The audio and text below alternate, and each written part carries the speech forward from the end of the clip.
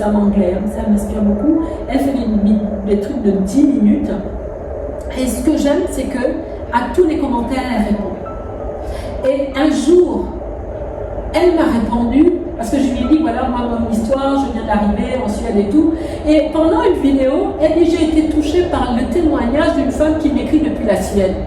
Est-ce que ça ne va pas me donner l'envie de continuer de... continuer par la suite, effectivement. Les gens vendent l'émotion. Je pense que je vais revoir ma formule de créer mes contenus. Et après, tu ne vas plus quémander les gens de s'abonner, c'est eux qui vont te suivre naturellement. Effectivement, je crois bien que c'est la meilleure des choses parce que j'ai l'impression que l'énergie que je dégage à travers mes vidéos n'attire pas les bonnes personnes. Oui, mais je te le dis pas. Et parce que tu quémandes. Voilà. Tu ne peux pas quémander. Ne quémande pas. Tu dois juste être toi-même. Et quand tu es juste toi-même, tu vas toucher les bonnes personnes. Et tu vas vendre l'émotion. Je crois que c'est la meilleure possibilité, la meilleure méthode. Donc, je pense qu'on est rentré déjà dans le vif du sujet. J'espère que je vais pouvoir quand même voir la vidéo avant que tu la lances. Oui, pourquoi pas. Merci, s'il te plaît, ça me fait plaisir. Comme ça, ici, il y a des choses que j'ai dit très mal. Je dirais non, ne fais pas ça parce que c'est pas joli, c'est pas joli. Il n'y a pas de souci, bon, il faut vraiment te présenter, tu te présentes. Et ce que j'aimerais qu'on fasse, c'est que les gens puissent plus ou moins comprendre d'où est-ce que tu es, d'où est-ce que tu as commencé et tu es arrivé là où nous sommes aujourd'hui.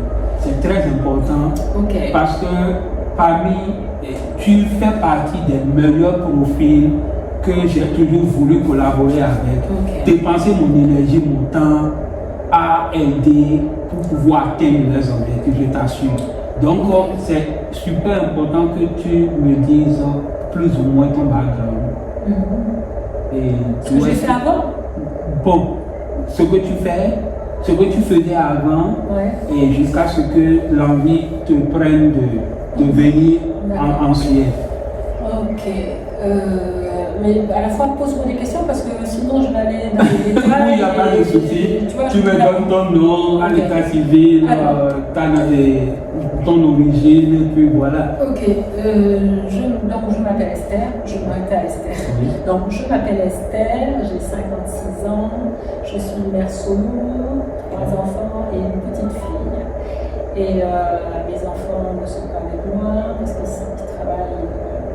Il y en a une qui travaille en Thaïlande et puis il y en a 2 autres qui sont encore étudiants en France. Et donc moi je suis moitié camerounaise et moitié gabonaise. Mon père était camerounais et ma mère était gabonaise. Et donc j'ai la double nationalité, mais uniquement gabonaise et française. Parce que j'ai été dans le passé mariée à un Français. Et donc pourquoi je me retrouve ici en Suède? Et quelles étaient tes activités quand tu vivais au Gabon? Ah, ok. Moi, je suis entrepreneuse.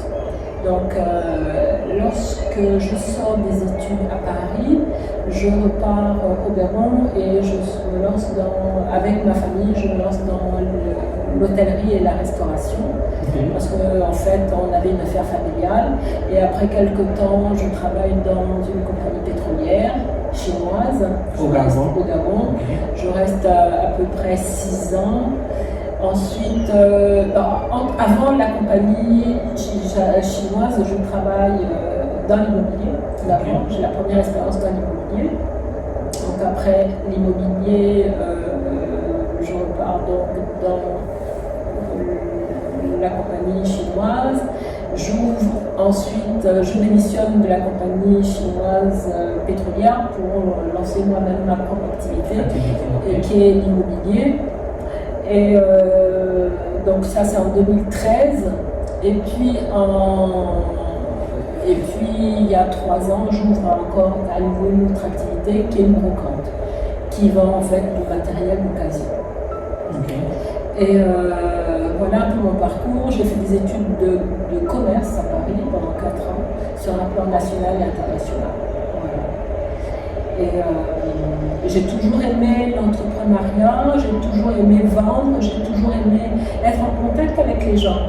Et je me suis bien retrouvée dans l'immobilier parce qu'en fait, j'aime être intermédiaire, j'aime beaucoup la négociation entre deux parties, le fait de savoir que à gauche, il y a quelqu'un qui est preneur et l'autre qui offre. Et moi, je me retrouve au milieu pour pouvoir donc les mettre en contact et les matcher ensemble. Et ça, c'est quelque chose que j'aime beaucoup faire et que j'aime toujours faire. De faire en sorte que les deux parties soient contents et satisfaits de la prestation, que j'aurais pu faciliter à avoir. Voilà, et voilà. C'est quelque chose de... Ça me satisfait en termes de développement personnel, mais à la fois de savoir que mon travail a satisfait d'autres personnes. Et du coup, si je comprends, à 55 ans, et l'année dernière, tu avais 55 ans, donc disons cette année, oui. Et on est en train de parler de 56 ans, et tu as déjà fait la moitié de ta vie, tu as déjà réalisé beaucoup de tes rêves, et pourquoi subitement tu te lances encore dans l'aventure? En fait, il faut savoir que les pays scandinaves m'ont toujours intéressé de loin, même si j'étais en Afrique. Ça m'a toujours interpellé la façon, le style de vie scandinave. Parce que de mémoire, ce que j'avais en idée, c'est qu'en Scandinavie, on avait une vie tranquille, on mangeait bio, la décoration au niveau des intérieurs était minimaliste et en fait ça correspondait à mes valeurs et je suis plutôt comme ça en règle naturelle, en général, et puis aussi une tranquillité, une paix intérieure que les gens pouvaient dégager et ça aspirait à ce que je cherchais fondamentalement. Okay. Et il y a quelques années, quand l'une de mes filles a eu son bac et elle voulait donc partir en Europe, je lui ai dit il faudrait que tu ailles dans les pays scandinaves. Bon, elle n'avait pas voulu, et puis bon, je me suis dit dans la tête, un jour ce sera moi qui irai, et puis voilà un peu, voilà pourquoi. Oui, mais donc tu décides de venir ici pour passer assez de temps ici et laisser toutes tes activités en Afrique. Comment tu arrives à gérer les activités à distance? C'est vrai que je n'ai pas pris un gros risque. Mes affaires sont toujours en route, en marche, parce que j'ai du personnel qui est resté sur place et qui travaille pour moi. Et par contre, moi je travaille à distance. Étant ici en Suède, donc à la fois je peux avoir une vie ici en Suède et à la fois continuer à travailler. À coordonner voilà, mes entreprises là-bas. Okay. Au Gabon. Ouais. Donc du coup, toutes les fois, je dis aux gens, la Suède en réalité, elle est plus fermée que les États-Unis aujourd'hui. Parce que Donald Trump chante sur tous les toits et qu'il est en train de vraiment fermer l'entrée des États-Unis. Et par contre, ici en Suède, les autorités ne chantent pas. Ils ne disent rien, mais ils sont plus fermés que les États-Unis. Donc, si les gens ne comprennent pas ça et ils pensent que le fait que la Suède est dans l'Union européenne, il suffit simplement de débarquer et de pouvoir s'intégrer, c'est une grosse erreur et je l'ai toujours dit dans mes vidéos. Par contre, pour venir ici, quels sont les critères ou les caractéristiques qui t'ont permis, les requirements, comment on dit requirements en français? Les critères. Les critères exactement qui t'ont permis de vite t'intégrer ici. Je pense, sincèrement, c'est d'abord le fait d'avoir la nationalité française, parce que je ne suis pas rentrée avec l'autre nationalité. Je suis rentrée en tant que citoyenne européenne. Okay. Et ça, j'ai fait ma demande le lendemain de mon arrivée. Et ce qu'ils m'ont demandé comme document, essentiellement, c'était la preuve de ma citoyenneté et puis également les bulletins, enfin pas les bulletins, les relevés bancaires, l'argent dont je disposais, en fait, en quelque sorte, de façon à savoir si je pouvais vivre ici, quoi, que je ne serais pas une charge, en quelque sorte. Donc ça veut dire, primo, si tu as dû démontrer que tu es européenne, et secondo, démontrer que tu as la capacité de vivre sans compter sur le système. Oui, Et, ça je l'ai bien compris. Et il faudrait que tu m'aides à marteler combien minimum tu as pu leur faire démontrer, comprendre que j'ai X des valeurs d'euros dans mon compte pour qu'on puisse rapidement t'intégrer dans le système. Parce que c'est important, ce sont les trucs que les gens doivent nécessairement mettre en grand caractère dans les critères. Alors, Kofi, ça me gêne de dire le montant quand même. Il faut à peu une près, fourchette. voilà, Oui. une fourchette, je veux dire entre 30 000 et 40, par là. Entre 30 et 40. C'est Oui, déjà c'est un minimum, voilà. Moi je dis que c'est un minimum. Moi, je t'avais conseillé d'avoir au moins 50 000. Tu te rappelles? Oui, c'est ça. De démontrer Oui, que tu as au moins 50 000 oui. pour vraiment fermer leur bouche. Oui. En fait, bon, sincèrement, j'ai présenté un peu plus que ça. Voilà. J'ai dû présenter plus que ça. Plus que ça, tu vois. Voilà. Ok. Mais Donc, je pense qu'avec 30 et 45, ça peut aller, je pense. d'accord. Donc, la citoyenneté a beaucoup joué. Oui. Et ta capacité de vivre au-dessus au niveau de tes moyens, c'est-à-dire sans compter sur eux. C'est ça. Voilà. Maintenant, il faudrait que les gens sachent aussi que ce n'est pas uniquement la citoyenneté européenne qui compte, mais avoir, comment on appelle ça, une résidence permanente. Parce que c'est avec un permis de résident permanent que moi j'ai pu m'intégrer. Donc ceux qui ont des permis de séjour, parce que ne sont pas là pour faire la différence entre un permis de séjour et un résident permanent. Si les gens ne sont pas capables de faire la différence, ça veut dire qu'ils ne sont même pas qualifiés. Donc on avance.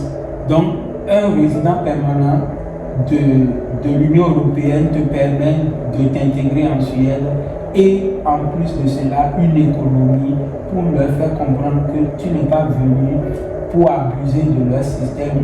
Par contre, tu es venu pour, comment on appelle ça, contribuer à leur système. Et ces deux conditions pourra déjà te donner 60% de réussite. Maintenant, comment ça s'est passé? Il y a 3 mois que tu es venu. Oui, je suis arrivée donc le 3 avril. Je suis arrivée ici le 3 avril et le 4 avril, j'étais déjà donc auprès de Skatteverket. Skatteverket. Service d'impôt. Voilà, service d'impôt pour la demande de mon personal number. Voilà. Et donc, du coup, quel était, comment on appelle ça, ton emploi du temps quand tu venais ici? Alors oui, quand je suis venue, je me disais que tous les 3 mois, je repartirais donc chez moi. Enfin, c'est pas vraiment chez moi maintenant, puisque chez moi c'est maintenant ici. Je repartirais régulièrement, je ferais des allers-retours entre l'Afrique et ici. Et puis, bon, donc c'était il y a 3 mois, et puis donc aujourd'hui, ça fait déjà 3 mois et 1 jour que je suis là. Et puis finalement. Ah, donc du coup, hier, ça faisait 90 jours que tu es ici. Voilà, exactement. Parce qu'aujourd'hui, c'est le 4 juillet. Exactement. Je suis arrivée le 3. 90 jours, c'est avant-hier. Donc, ouais, ça fait 90 jours. Ah non, aujourd'hui, c'est le 5. Oui, autant pour moi. Donc, voilà. Donc, ça fait 90 jours, il y a 2 jours. Et voilà, et puis donc j'ai encore prolongé, mais bon, les raisons pour lesquelles j'ai prolongé avant de repartir en Afrique d'abord, pour faire un tour, pour vérifier mes affaires, c'est parce que j'ai commencé mes cours de SFI. Le SFI, donc, c'est des cours d'apprentissage en suédois, je ne sais pas comment on dit ça. Apprentissage. Oui, ouais, l'apprentissage en suédois. Et comme j'ai le souci de faire bien et vite, je me suis dit peut-être qu'il vaut mieux que je finisse d'abord avec mon SFI avant de repartir, sachant que je gère évidemment les affaires à distance. Mais tant qu'il n'y a pas d'urgence non plus. Si j'ai des urgences, oui, je tu vas rapidement faire un tour. Oui, bien sûr. Mais pour l'instant, ça va. Pour l'instant, Dieu, ça va. Et donc, le lendemain, comme je disais, donc le 4, je suis allée faire la demande. Et voilà. Et puis, au bout de 15 jours, j'ai reçu donc mon numéro de sécurité sociale. Exactement, c'est-à-dire oui. Et une semaine après, j'avais ma carte, ma ID card. Voilà, mon ID card. Et ben voilà. Et tout a commencé maintenant à se dérouler à partir de l'obtention de cette carte-là et de ce numéro. Ouais. Voilà. Et du coup, comment tu te retrouves dans un si beau appartement 14e niveau tant que je sur combien de niveaux ici? On est sur 20 étages. Ouais. Et tu es au 14e. L'une des plus grandes tours de la ville, et elle est au cœur de la ville. La gare centrale est à 2 pas de la fenêtre, on voit la gare centrale. Donc, non, pas loin. Et donc, où est-ce que j'en étais? Oui, comment tu te retrouves à obtenir un appartement moins de 3 mois que tu es arrivé? Bon, déjà, il faut savoir que j'avais un plan, j'avais un plan, je me disais qu'une fois que j'ai donc mon numéro de personne number, à ce moment-là, maintenant je peux m'installer parce qu'on ne peut rien faire tant qu'on n'a pas de numéro. C'est-à-dire que le système ne nous connaît pas et donc on ne peut rien faire. On ne peut pas louer l'appartement, on ne peut pas louer une voiture, on ne peut rien faire. Donc une fois que j'ai eu ce numéro de personne number, maintenant je pouvais procéder à mon installation et à mon intégration pour apprendre le SFI, aussi pour apprendre la langue. Et ça a commencé à partir de cette obtention. Et une fois que je l'ai eu, donc qu'est-ce que j'ai fait? J'ai commencé donc à me renseigner autour de moi. Donc, tu vivais où? Ah oui, oui. Il faudra que tu expliques. Oui, c'est vrai que j'ai oublié. Le BABA, parce que c'est là c'est vrai que quand les parties subtiles de la situation. Lorsque je suis arrivée, depuis l'Afrique, j'avais réservé un Airbnb dans le centre de la ville pour justement trouver, c'est un pied-à-terre, donc j'avais réservé plutôt une chambre. Moi je n'ai pas pris d'appartement entier,